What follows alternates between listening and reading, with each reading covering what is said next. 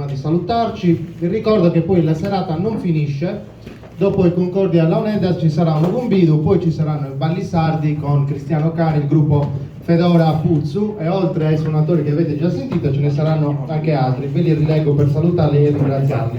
Abbiamo già sentito Bruno Loi, Federica Lecca, Gianluca Piras, Michele De Iara, Stefano Balia, Tonio Stara, Lidia Fogli anche, e poi ci raggiungeranno anche Gianfranco Magia che era già in sala, l'ho visto, Graziano Montigi l'ho visto, e poi Rocco Melis, Stefano Cara e Celio Mocco alla fisarmonica. Ringraziamento di nuovo a Enrico Piccoli in regia, a Riccardo Cuccu, vicepresidente, Stefano anche, grazie. E naturalmente se siete interessati seguite i canali social, il solito Facebook o Assozio La Moneda Sardegna, troverete tutti gli appuntamenti. La festa continua domani dalle 10:30 della mattina per tutto il giorno e la sera con la poesia improvvisata. E ora, concordi alla Moneda, siete dei personaggi? Melodie campidanesi, dai. Io sono campidano, facciamo un paio di melodie campidanesi.